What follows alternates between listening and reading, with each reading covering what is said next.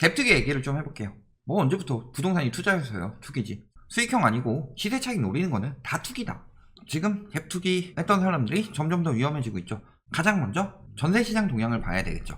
맨날 전세시장 올해도 전세는 폭등, 임대차법 때문에 전세 폭등 늘 이야기하지만 7월 31일에 발표된 임대차 입법 때문에 5, 6월부터 전세가가 폭등했다. 말이 돼요? 여론, 심리, 그리고 조장을 한 거죠. 그래서 지금 전세시장 보면 어떠냐. 무리하게 올려놨더니 갭투기 여전하고 역대 최고가다. 서울아파트 거래 매수 우위지수 뭐 최고 막 하면서 이거 최고가 아닌 것 같은데 아무리 봐도 지금 거래량도 박살났고 그런데 최고 이야기할 때는 보통 무슨 자료를 써요? 과거 자료를 쓴다. 매번 주간으로 역대 최고 하다가 주간 떨어지니까 월간 갖다 쓰는 거예요. 최근에 심리가 꺾이기 시작했으니까 전월에 올랐다. 계속 오르고 있다가 최근에 꺾였으니까 전월은 당연히 올랐겠죠. 근데 전월 거 들고 와서 한다. 과거의 데이터로 가지고 자꾸 유도를 한다. 강남 4구 이야기할 때 강남, 서초, 송파, 강동 이야기할 때 강남 4구가 아니라 강남 3구다. 얘가 급이 안 되는데 낀다. 약간 이런 얘기 했는데 송파도 마찬가지예요. 엄밀히 따지면 요 2구랑 비비면 안 되죠. 저평가가 아니고 2구만 못하기 때문이죠. 딱 한 가지만 비교해볼까요? 학군. 송파 학군은 목동에 못 미치죠. 강남 서초 학군은 전국 최고죠. 그러니까 당연히 차이가 나는 거예요. 한강뷰 나오는데 이런데 제외하고는 강남 3구는 다 동급인 것처럼 자꾸 몰고 가고 재개발 기대감이 왜 생겨요?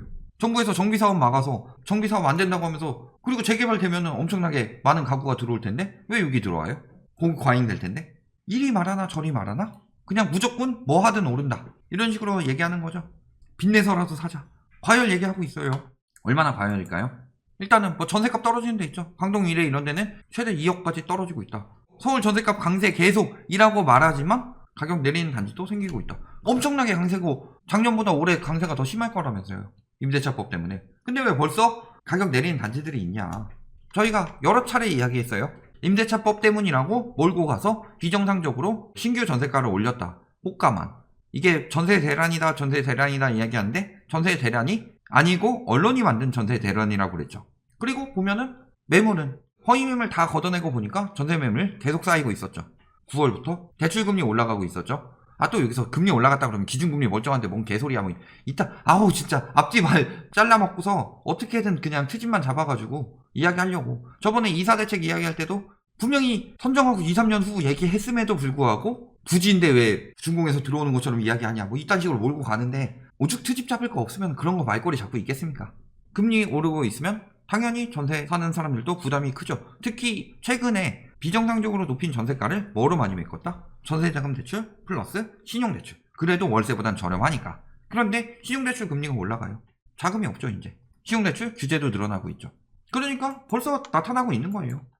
맨날 얘기했죠. 올해 공급 부족이라는데 왜 작년 말에 올랐는데 올해 떨어져요. 말이 안 되지. 그들 이론대로라면.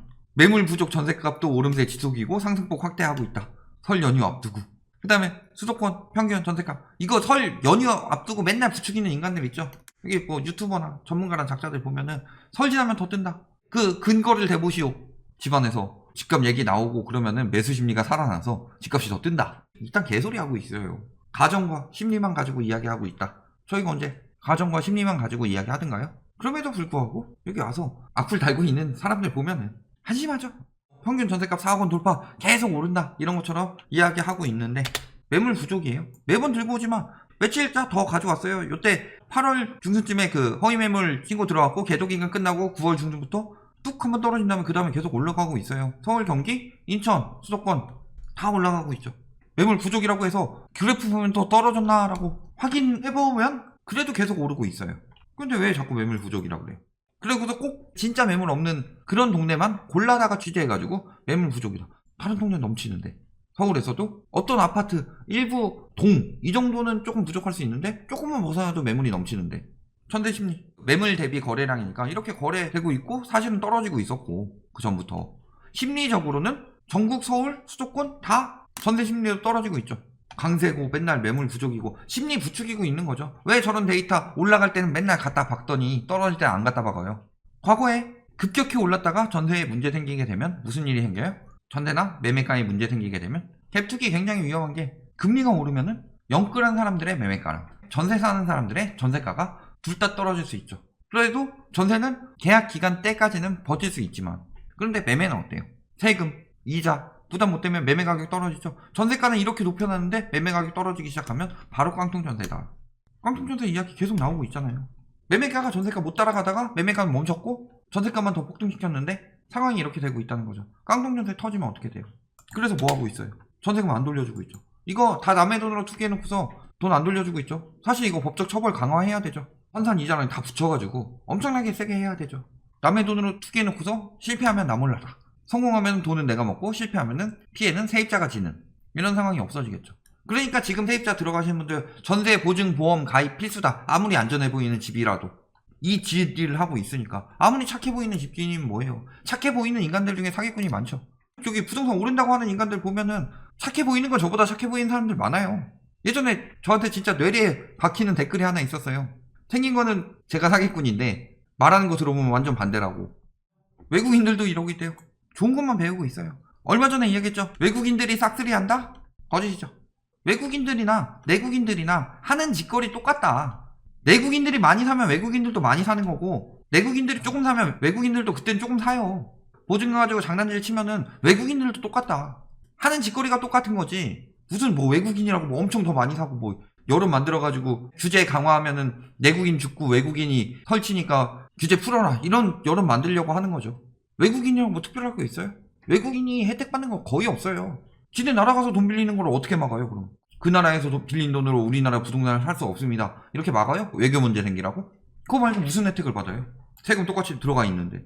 자, 요즘에 갭투기 기획파산 나오고 있어요. 그러니까 전세보증보험 가입 필수로 하라는 거고, 기획파산이 나오고 있다는 건 무슨 소리예요? 갭투기 중에서 특별히 쓰레기들, 그 동탄 300세처럼 그런 인간들이 뭐 하고 있느냐? 기존 소유자가 바지 사장한테 돈 주고 떠넘겨서 요 차액 가지고 바지 사장하고 부동산하고 나눠 먹고 세입자 돈으로 보증금 1억 6,500에 했는데 얘는 1억 5천 먹고 그 1,500 얘네 둘끼리 나눠 먹고서 얘가 파산해버린다. 일단 쓰레기짓 한다. 그래서 오르면 내 돈, 떨어지면 세입자 부담 이렇게 하고 있는데 법을 만들어야 되죠. 그래서 저희가 주장하는 것 중에 하나가 뭐예요? 전세가 상한제 필요하다. 뭐를 기준으로? 공시가격을 기준으로. 그래야지 깡통전세 안 나오고 매매가 떨어지더라도 전세 보증금은 충분히 보장받을 수 있게 이렇게 해야 되죠. 이렇게 불법적인 짓거리를 하고 있는데 이거를 막겠다고 뭐 이런 거 하는 거를 뭐 자본주의 어쩌니 지들도 저기 보이스피싱 당해놓고서 신고하지 마요. 안 돌려주는 게 사기예요. 돌려주겠다고 계약서를 썼는데 안 돌려주는 게 사기라고. 왜 사기를 방지하자는데 자본주의 공산주의 나와요. 그 이분법적인 논리 가지고 이야기하는 인간들 보고 머릿속에 지식이 있는 사람들이 있냐. 마음에 안 들면 빨갱이로 몰아서 죽이던 뇌 사상이 뭐가 다른 거예요. 자, 전세보증보험 사실상 힘들어지고 있어요. 언제 터질지 몰라요. 왜? 제대로 빵 터지게 되면은 자금이 없어서 못 돌려줄 수도 있다. 왜냐면은 가지고 있는 금액보다 변제해줘야 되는 금액이 많아지니까. 그렇게 되면 어떻게 되겠어요? 주택시장 무너지는 거죠. 빨리 회수 들어가겠죠.